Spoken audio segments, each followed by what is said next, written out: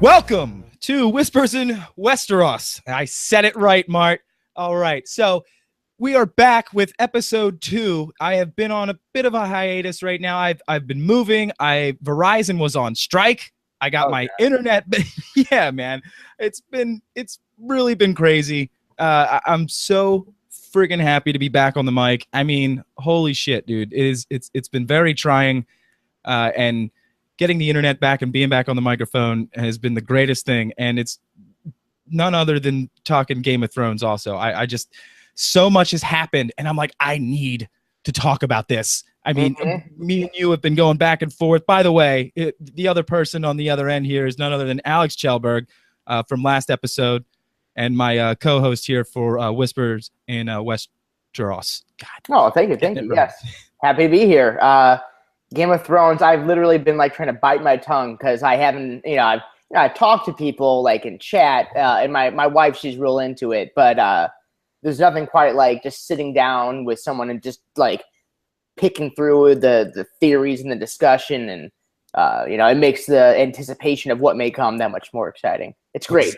Yeah, that's and that's one thing I was talking to Pete and Dan about on our one podcast was, what I love about it is that I can talk about it every week. It's not some show that I can just shotgun on Netflix and it's over, and that's it. And you talk about it maybe like 1 or 2 times and then it's done. This is like I love how we get to experience it each week and salivate till the next, episode on that Sunday and figure out what's going to happen. And we have had Jon Snow come back from the dead, which everyone, we knew that was going to happen, but it was just amazing to say, I shouldn't be here. Oh. Yeah, that's not the reaction anyone expected. Like, right? He was going to be like, let's go off to war. Let's kill the, and then he's like, I'm just kind of cold. I have to give it up to Mart Ford, the Gamatube founder, and he was the one who guessed that John would end his watch, and because he died, and he even freaking said it. He's like, I died. I gave my life for the watch. And he said it, and he walked the hell away. And mic drop, yeah. And now what's happening? Sansa walks into the picture, and she is freaking putting her foot down. She's pissed off. She got rescued. She's with Brianna Tarth. But isn't it? It's let's get into so we're gonna go right into where we're at right now. So today, as of this moment, episode 6 has been released. Episode 7 is coming up. Yes. Episode 6, Blood of My Blood. Episode 7 will be called The Broken Man. Yes. And I really been thinking about who the Broken Man could be, and to focus just on Jon Snow and that plot. What does he do? He builds up this anticipation that great things are going to happen, and then he crushes your dreams every single time. So that brings me to Blackfish. Do you remember Blackfish? I remember the Blackfish, but if one quick thing though, with the Broken Man title, I'm just going to throw this out there. In the books, they talked heavily on how Lancel was broken. Yes. They did call back to the books around, and with the timeline and how they've been doing this, it's like they kind of mixed up the last couple books all into one, because some of the stuff has happened in the books and some of the stuff hasn't that they've been putting out right now. Yep. And it wouldn't and I know he hasn't played a huge character role, and I know he hasn't played the biggest role, but he did play a big role when it came into the faith, and when it came into the army that the faith has built. What are they called again? The Faith Militant. Yeah, the Faith Militant. So Lancel was like the linchpin. Like, he was the one who started that. He's like he's the lead guy of that military. And it was like in the books, like talking about how he was he was broken, he was destroyed from the things that were going on with him and Cersei and all that other stuff. She was getting it on with him during that whole time. Yeah. She was with Robert, and she was getting it on with Jamie too. So Lancel was pretty messed up, but I'm just not sure if they'll bring him back like that. So that's what I'm little. But go ahead. I'm sorry. The first thing you thought, okay, so who could be the Broken Man for the next episode? Exactly, that's what I'm trying to think. I think the candidates are Jon Snow. It could be Blackfish himself. It could be Tyrell Lawrence, right? Loris. Yeah, Loras Tyrell. Tyrell. Loras Tyrell. He's or yep. or That makes the Broken Man could be Lancel, or it could be all of them. There could be right. But so the last 2 episodes, the door is clearly Hodor, and Right. let's talk about that. Right, we got it. Oh, and Blood of My Blood is clearly the end was the big speech, and she got Daenerys got all of her people. But the Broken Man, I think, would be also about one person. It's like there's that one person that those names in this in this the order they're going really gets impacted. So who will be broken? Could it be that it easily could be Blackfish because Jaime is on his way to attack them? And I almost have a feeling, because it is Littlefinger that tells Sansa that Blackfish is fighting for the Starks. okay. And he took over Riverrun from the Freys, and the Freys are currently, they called to the Lannisters, and now Jaime's coming to get them. But what we see is the last time we saw Sansa and Jon and Brienne and the Red Witch and who else was there? Davos was there. So all of them left. All of them. They left to go get people to attack Ramsay, right? Yeah, they went to get some banners. So the last time we saw Blackfish, he was at the Red Wedding, and he just snuck out before. He said he had to take a piss. Yeah. Okay. Yeah, remember? So that could be. He looked at. He actually went to Catelyn. He patted her on the arm. He was like, "I gotta go, make water or some shit like that." He said, and he disappeared. And it was just convenient that as soon as he walked out of there, all that shit happened. So is that he's truly a good man, and he's fighting for what's right, and it's just a coincidence, and he got very lucky and was able to escape? Or is it that there's going to be the next Red Wedding, something that it's going to crush us? It's going to, Sansa will be killed, or Jon will be killed, or the whole group. What if they took all these characters we love, and he's just like, kill them all right now? Yeah, there could be this betrayal because Sansa doesn't tell Jon that Littlefinger said that Blackfish is on their side. Littlefinger. Right. So Jon's going in blindly, totally trusting. Yep. So that's why I think that could be, Sansa got. And anytime there's deceit played like this, someone's dead.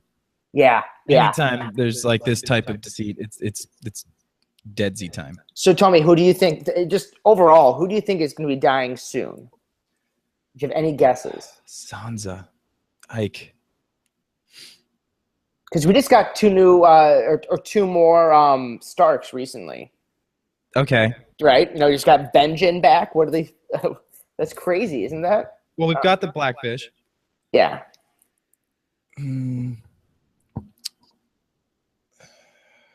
He's not really important, so he could die, and he could be the Broken Man, or I don't know. Yeah. I'm very unsure. Of who could die? Yeah. Yeah. It's really one of those things that I just never know. It always surprises me. This show always surprises me with character death, because Sansa, I feel like, man, isn't she due for some revenge, for fuck's sake? Yeah. In the book, though, it was her character was getting really just when we last left Sansa, she was in Ramsay's care, and she just escaped, and that was about as far as I remember getting in the book. Mm-hmm. No, I think she does get rescued, but not much happens after that.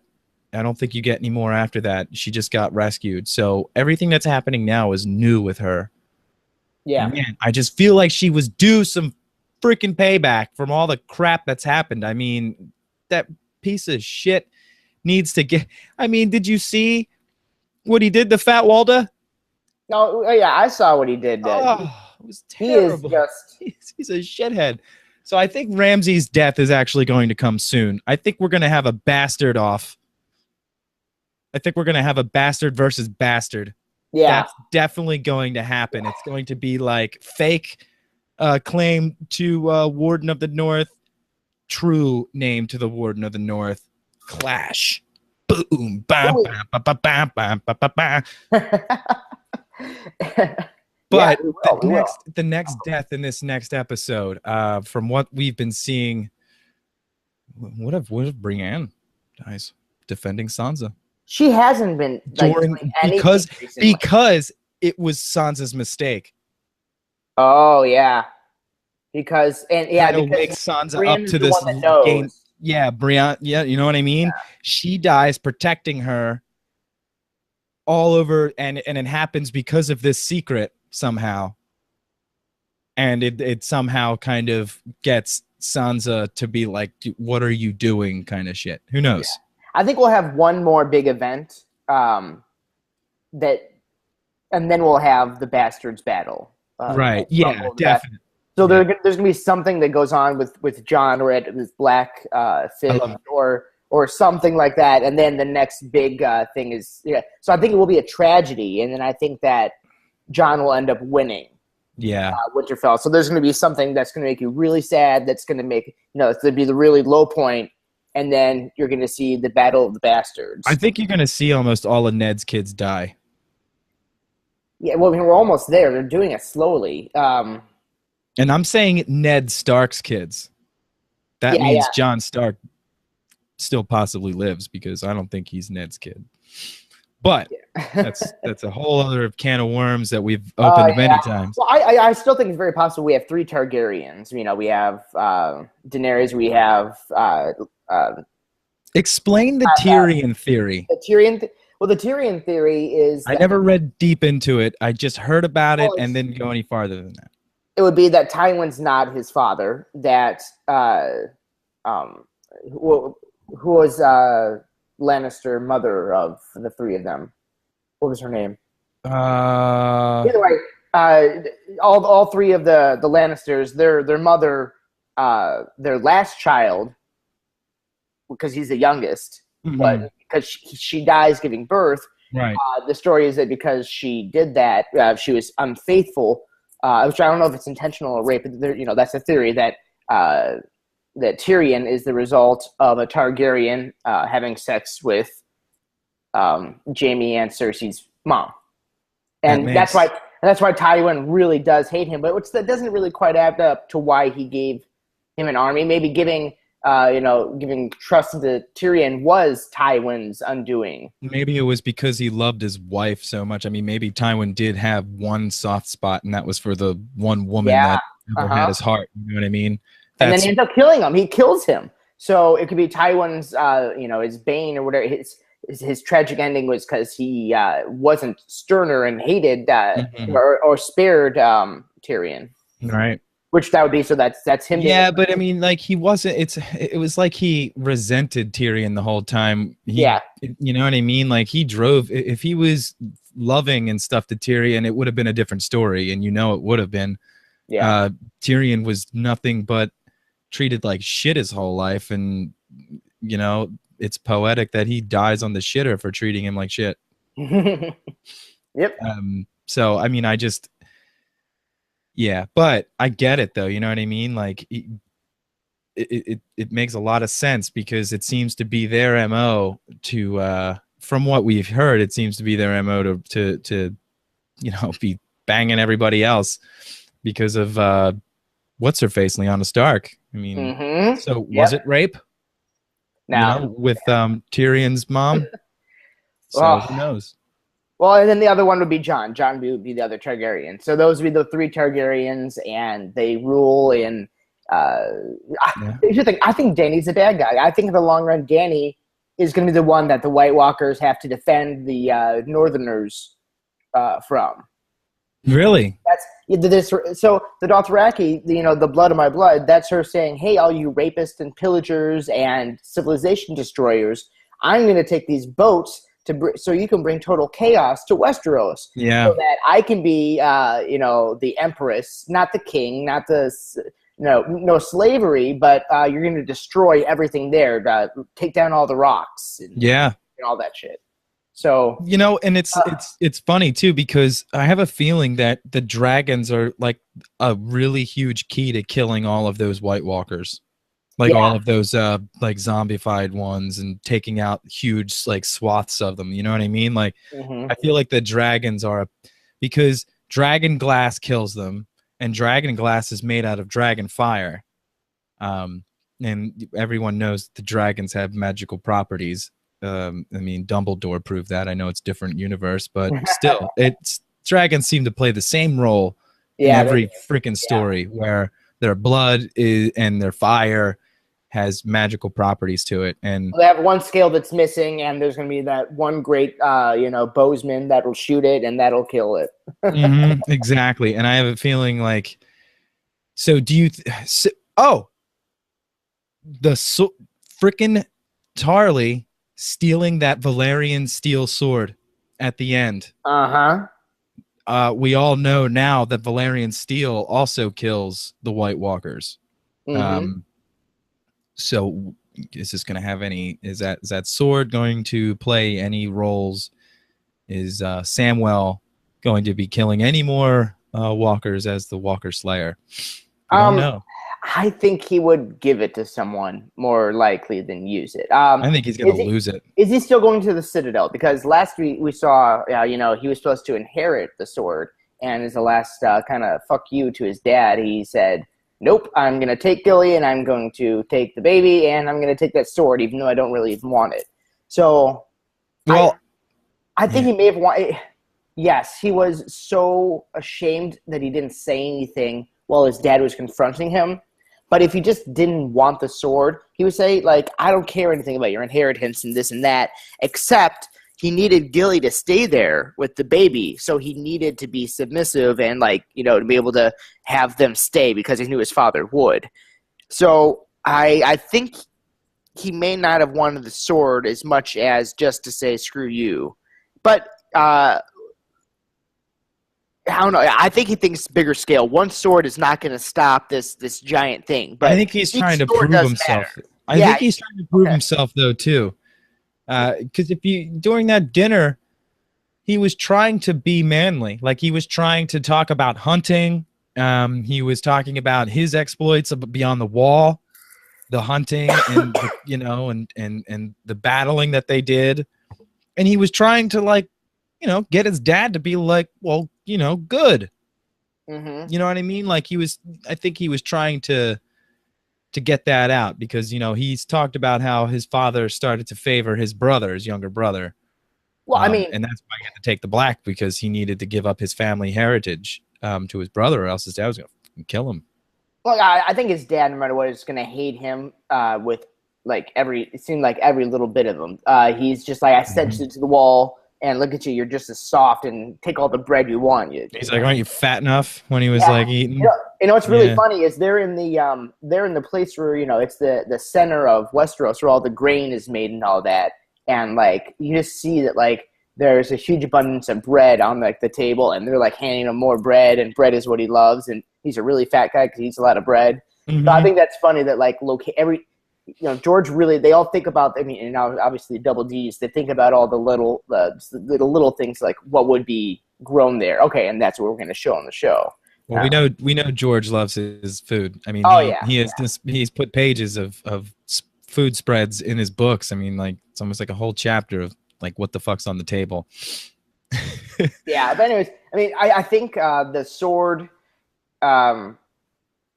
there's no chance in hell he could ever get his dad's approval. So he's going to be a maester. He's going to go back to the wall. So yes, I think he did take the sword, so he would keep it with him while he studied at the Citadel, so that, because we have all this time in the world to study at the Citadel and then go up to the wall.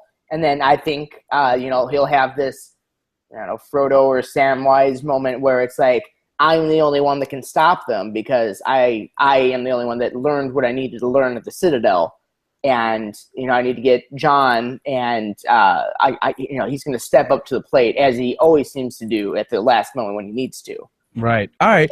Well, yeah, we'll see what happens with. I mean, because like that kind of just threw me off with that sword. But all right, so we've got that going on, and we'll see what happens there. So what I wanted to ask you about, Alex, was we have now freaking Mace Tyrell, Jaime Lannister, and the whole Tyrell freaking army stacked up at the bottom of the Sept of Baelor. Isn't that where it is right there? As freaking Marjorie is standing there looking like she's ready to do her freaking atonement, walk of atonement. And you saw that meme. You saw it too, right? Where you you look at Cersei when she's about to do her walk of atonement. You see the crowd. Mm-hmm. Excuse me. It's all right. And then the next thing you see is the same thing, but of Marjorie. So you see the crowd for Cersei, and then the crowd of Marjorie. And someone, I don't know what the meme was, but like it's like 100 times bigger for Marjorie. And it's just like, oh, come on. Cersei had a beautiful body, too. We didn't need to, like, make that. Even though it was CGI. And I think everything we saw of Marjorie was real. So right. That's okay. why the crowd wasn't. Anyways. Well, so we never saw the walk, and that's good. Yeah, well, that's what happened. I mean, so what we have happen is the Sparrow is what we call him, right? Yeah. He ends up. Either way. Yeah. Burlap Bernie, old Burlap Bernie says, hey, she doesn't have to do no walk of atonement because she just got the king on our side. That smile he gave, like, this was such a power play. He's like, oh, yeah. Pharaoh was like, I'm going to have them think I'm going to make their daughter walk. I'm going to have them show all of their military and show how much of, dictator bullies they are in front of the biggest crowd ever assembled. And then I'm going to seem a little weak for a moment and concede to them to show that I am the Sparrow and I am very kind to all. And then I'm going to pull out the real card, which is I have the king and the queen in my pocket. Now, he does have the king in his pocket, but I don't believe he has the queen. I think he's acting very well. All right. I wanted to, because, it just seemed like at the end of that, when she was talking with her brother, it seemed like she wasn't breaking. And I just can't see her. She is known to be very, very resilient, very tough, and very sneaky. Like her grandmother. Look at her grandmother. The Queen of Thorns? Yeah. Yeah. Yeah. So, I mean, I just think we haven't. Yeah. No. I think maybe right now what's going on is she's playing the Sparrow using the king because she can play the king. And I think she's waiting to get out of that freaking place before she makes her move. Yeah. Do you think she abandoned her brother? Oh, hell yeah. I think it's like she was, if he was strong in that moment, she would have been like, okay, I'm getting us both out here. I'm not giving up. I'll never give up on you. But she just saw like, there is no way this guy he's too damn soft. And if she tried to concede anything to him about having a plan and not giving in, he would have told that and she would be dead. So when you saw that in the last episode, it was like, that's the moment. And it's not even her that brings it up. It's in this episode when she's talking to Tommen. Tommen brings up, it's like, well, what about your brother? And she's like, well, he's probably gonna get like, he's gonna be the broken man in a way the next episode. I think you might see him like publicly be executed for being gay. And I think that might be, or maybe an 8 or 9. That might be, that is because Jaime's not taking over the High Sparrow. Cersei and Jaime are playing their cards. They're having the army's confidence back by taking over where Blackfish attacked River Run. And so that's how they're playing their cards. So I think we might have in the next couple episodes something terrible would happen because there's no one protecting Tyrell. What's his name? Lancel? No. Lawrence Tyrell. Yeah. So there's no one protecting him. So I think, he might be the next like big victim because Marjorie will not do anything, and Tommen is a slave to the High Sparrow. He is so wrapped around his finger, however you want to put it. Yeah, and brainwashed. Do you think she'll pull one over on old Burlap Bernie? Do you think he will catch on he seems to have been a step ahead of everybody this whole friggin' time. Yeah, and he takes such pride, and because the difference. This is now. Here's the thing: every single person that we see playing these roles came from very rich backgrounds, including Bernie Sanders guy. The High Sparrow came from that, and he abandoned it because I think what he thought was, I am always more powerful than my adversary if I have nothing that I'm willing to fight for because I'm that selfless. When they, when Jamie was threatening to attack they're like, it would be our pleasure to die because, if you attack us, for the Walk of Atonement, that means that it's a blessing for us. There's nothing that we're willing to lose. So the High Sparrow is the most powerful because he's in that position where no one can take anything over him. Yeah. And that's why I think Marjorie knows that until she's really, really, really in a good position, she's just going to be complacent because I think she, like her grandmother, seems to get things. But her grandmother does seem, they feel defeated. She felt so defeated at the end of this. Oh, yeah. I mean, she freaking knew. She said it. She's like, what, you stupid? He freaking won. She's like saying that to her damn son. He's yeah. It's like, I mean, Mace is a damn moron. Oh, he is. Mace Tyrell is an idiot. I don't know what it is about that guy. It's like I'm almost thinking in my head, like, how the hell has that guy survived all this time? He's like, is he a good warrior? Like, was it said that Mace Tyrell was an amazing warrior? Because he looks like a bumbling idiot. Like, or maybe it's just... and then look what he lets, people live so lavish because he comes from it's like the suburbs. His kingdom is like the suburbs, it seems. Mm-hmm. Or the Midwest, I guess you would say in a lot of ways. It's just very, it's always like the temperate climate. It's nice. He's kind of flamboyant and just like, he's never seen anything. Yeah, he's a posh, proper aristocratic guy, not a true like warrior or leader in any way. He's good with money, though, it seems. Yeah, exactly. It seems like when he's trying to do this, when he's doing these politics, he's just like, oh, always lost. I don't know what's going on right now. Exactly. He's perfect. He always seems like he's just miles away. And it seems like, the real people who ran that kingdom was the Queen of Thorns. And, it seems like she brought up Marjorie quite well in the art of deception and how to play the game. It's Marjorie sees how the game is played and she plays it. And if you've ever played the Telltale's Game of Thrones game, it's I've looked at it at the comic book store. Every time I go in there, I'm like, I want to buy it. I just haven't. It's kind of fun. It's not really an action. It's more of like a story based game. It's all story. It's just like an interactive storybook. Yeah, and that's what I thought it was. And that's what it is. It's just video games in general. If it's not like shooters, I love stories, but I love to read them. I don't love to play them. Is kind of how I feel. Okay. I know it's a weird thing, but yeah, it's decent. I mean, you can do a few things, but Marjorie in that game, you get a little bit of her attitude. You get a bit of how she is behind the scenes, and I mean, she's very calculating. She knows how to play which people, and how to treat who, and everything. But it's her whole thing is kill them with kindness, kind of. It's never show your hand. But she's manipulating, and it was kind of true of her because in the last episode in 5, the High Sparrow said like, everything you do is for your gain. Like you act nice, you do all this and that, but it's all selfish to get your ends. It's a means to get to your ends through those people. And in this episode, when she was speaking to Tommen, and Tommen opens up about how much he trusts the High Sparrow, she does concede that when she went to give food to the homeless, she did it just to be watched doing it, because to get in for that reason. So she admits it to him, but that could also just be her playing the game too. Because I think that she's just like, when Tommen really, because they're both playing at each other when they both see each other. And she's like, well, are you believe in this? And he's like, oh, you really believe in this, right?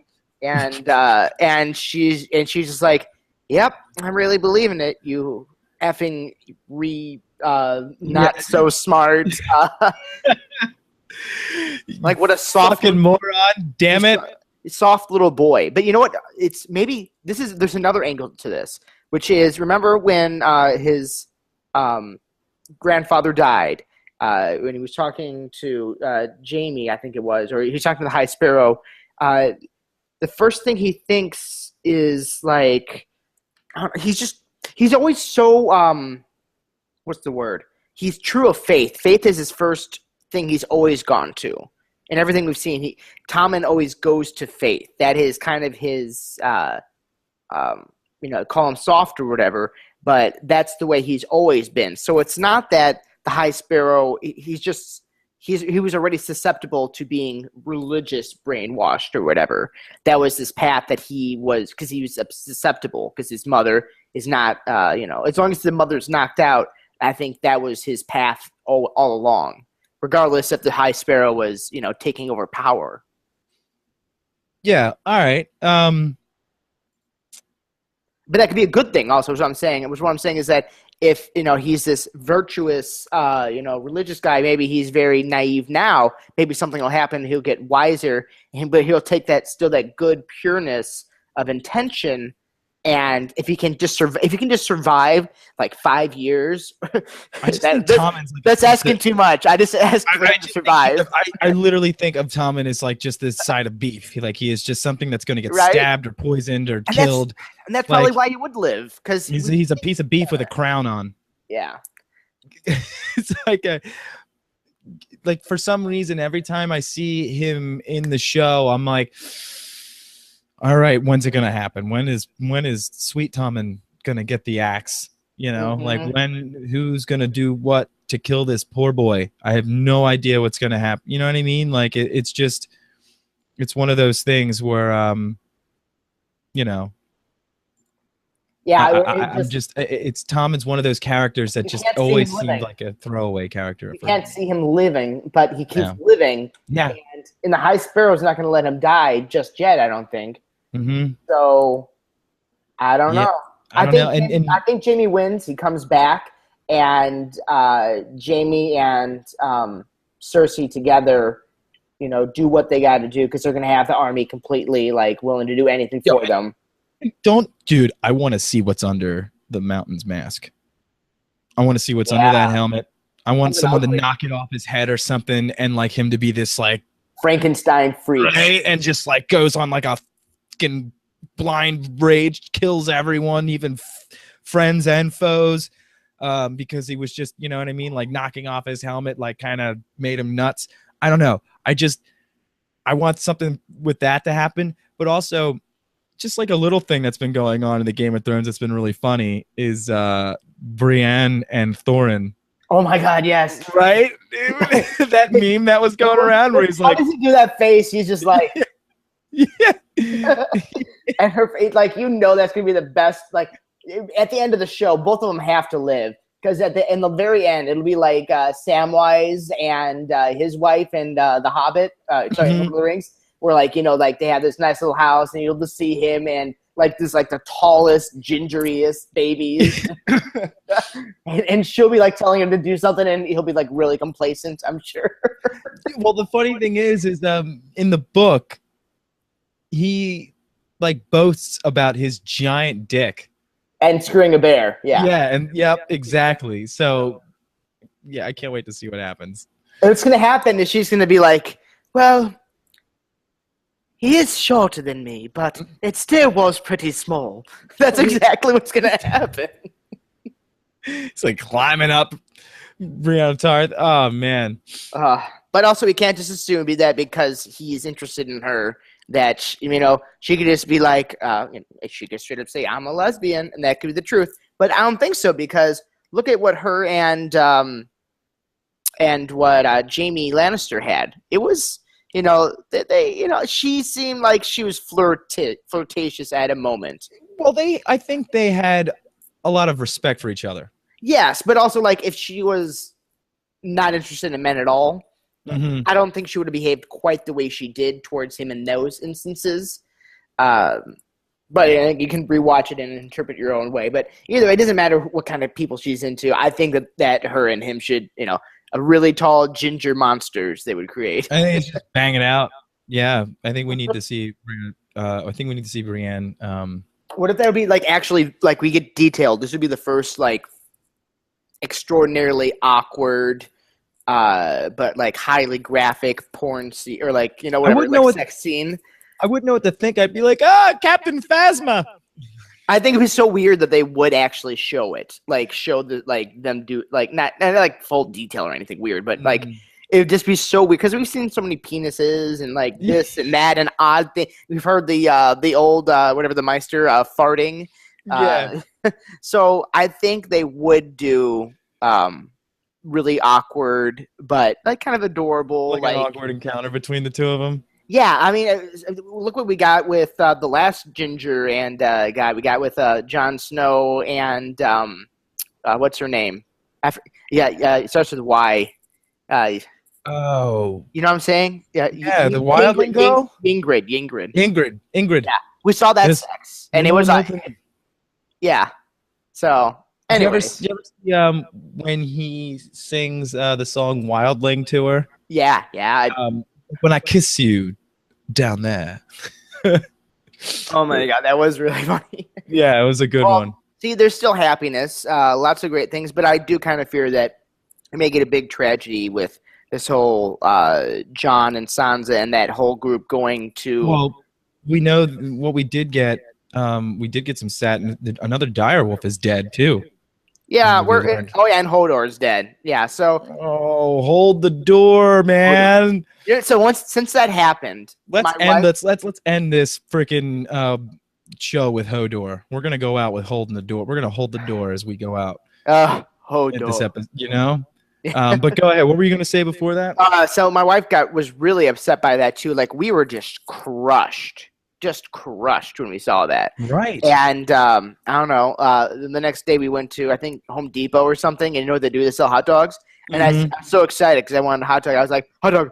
And she's like, that's your new name. Your new name is hot dog. So now in from now on, whenever she's like, are you hungry? Hot dog. Hot dog. Hot dog. Yeah. It's just and like then that moment when you hear hold the door, hold the door, hold the door, like oh my god, you see exactly right now. Yeah, and it freaks me out. The funny thing was when she started screaming hold the door to him. Mm-hmm. And like she kept repeating it. That's when I was like, no way. This isn't no way, right? I'm thinking because the whole time you knew that he was a talking person, like he was completely normal, right? We knew that. Then we get that moment and she's saying hold the door, and she keeps saying it, and then like he's holding the door, and then Willis in the past falls on the ground and and then like I just knew right there. I was like, oh my god, no fucking way. I was like, he warged into Hodor to hold the door in the past is what I'm thinking, because he couldn't leave where he was. He left Hodor in the past, and then boom, freaking fried Hodor's brain because he warged into him, and but he didn't warg into him in present time. He warged into him while he was in that tree dream sleep sedation, and I that's what I think happened. I really think that he was just his brain was fried from being warged into, and he was able to see what not that it was fried from being warged into. What I think happened was that he saw everything from past to present, whatever. He saw everything that Bran was involved in. He's not a green seer. Too much. He's not a seer. You nailed all of that. My wife called, and I couldn't. But that was perfect because you covered literally everything that need be. So he is not a green seer. His brain couldn't handle it, and he by accident, which we may see Bran do that again, where he accidentally screws someone's brain up by having another attack while he's warged, and he looks at someone or something happens and there's a connection and they're not green seers, they cannot handle that. And just a second of getting that made Willis turn to Hodor. Because it was kind of cool when we first saw Bran using this power with Max von Sydow, with Lorsten Tekka. We see that at first we thought that he couldn't, he says what is done is done. He even says that. He said, the past is the past, what is done is done. So we're thinking that he's just watching, he's an observer, he can't interact. Yes. But we're finding out that that's kind of not true. Like, he can influence, and magic users can definitely freaking see him because the goddamn White King, the White Walker, saw him in the past and freaking touched him, and then he had the mark on him, and that's how the freaking the guy found him. I think I do buy fully into the predetermination theory, which is that everything is the ink has already dried because everything that you're going to do by traveling in the past and maybe the future, those are all things that are already factored into the reality that we've seen through the whole show. Right. So, which of course that buys into Bran being the one that turns the Mad King mad. And also do notice that we saw the basement with all of the, what's it called? The wildfire. Yeah, the wildfire. We see all of that exploding in the basement, but that didn't happen yet. That could be from the future. But we do know that the Mad King. Past. Well, but when would the King's Landing never did blow up because that was what Mad King was saying was, burn them all, which I originally thought might be prophetic to, in order to kill the White Walkers, you have to burn them. That might have been what he was speaking of, but I think he just said, everyone should die. I want to burn the city. But then why do we see a wildfire explode if that never actually happened because, Jaime stabbed him in the back?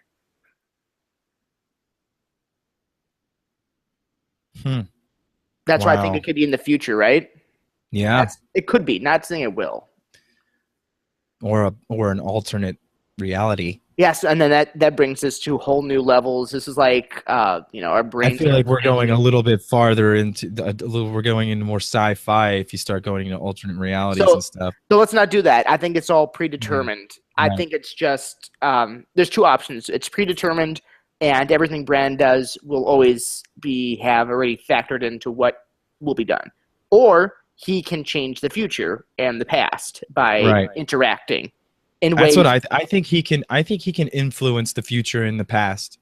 I think he can, like when he's in that tree, he's not linear to time. Like everything is all in one. It's kind of like that moment in freaking Interstellar. Yeah. Where he's in the fourth dimension area or whatever the hell it is.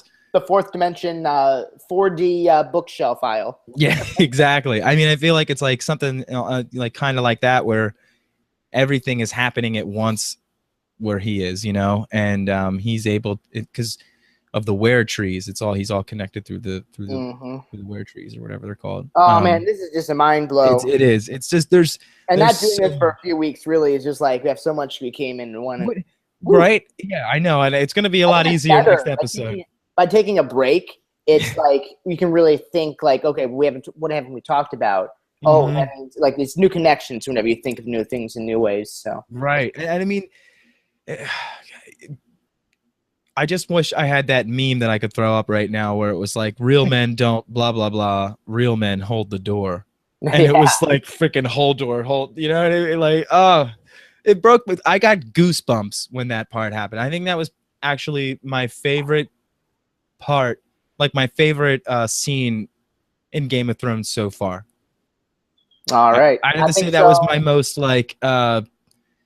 like it impacted, like the Oberyn Mountain death was a different type of impact when I saw that. That was more like that messed me up, man. Show. Yeah, no, it's a post show. Yeah, that messed me up. We're missing for like a day. We haven't seen a good gore moment I don't think in a while. So I think we're gonna get a nice, really over the top, gory Ramsay. We're gonna see. What's the other Stark? The one that he has prisoner. What's his name? Oh, Brendan. Brendan. I'm going to say Brendan filleted, but still alive and screaming, and Ramsay will be like, "See what I did to your brother." Mm-hmm. That's what he's going to do. It's going to be that. Mm-hmm. I think, or like all of his intestines and everything, just like him sprayed everywhere. Mm-hmm. And then, as John and the army are walking, I don't know, something like that. Something messed up's gonna happen. He's gonna send him body parts, and we'll see like his penis like cut off. Yeah, it seems to be his MO is cut things off and send it away. And any guy that eats the skin of the apple first, man, fuck that guy. Yeah. Sorry, I shouldn't say that. Well, no, he's a piece of shit. I do not like Ramsay. All right. I mean, yeah. I have to go. My wife is going to be here. That's totally fine. I forgot to start making dinner, and holy crap. Well, Alex, before you go, tell everyone where you're at and how people get a hold of you. Yes, at Chelberg Alex on Twitter. That's at CHELLBERGALEX. And I have a Star Wars talk show. It's called the Star Wars Talk Show. And I talk about Star Wars with people. You got to get on there soon. Yeah, dude, I know. It's good times. So, yeah, that's me. I'm on the TGR network all the time. And now Gamatube I'm on, and it's fun. And I have to go. Awesome. All right. Well, great, man. I'm at Stay on Target 42. You can find me at TGR Entertainment here at Gamatube Network, and you can find me on the TGR Star Wars Hour and here at Whispers in Westeros, and probably Conversations in Coruscant coming up, and just a bunch of other things. So look me up and look us up next week, because we will be dropping episode 7 review, and from here on out we'll be doing the rest of this season, which is only 3 more episodes. That was my fault, but anyway, this is the most exciting. That's gonna make it so we have to really push these, and these are gonna be really good ones, because there's so much that's gonna happen. This is where it gets super excited. Exactly. So hopefully next week we're gonna have Pete Wadsworth on from TGR, and me and you, and I think even my girlfriend might join us. But it's going to be a really good, we're going to have another really good episode, and I can't wait to see what's going on Sunday. So, Alex, have a good dinner, and everybody else, keep watching and keep listening, and give us a share, give us a like, and see you all later. Have a good night. Bye. All right, we're going to get started. We have our pan already pre-greased. No, hold on.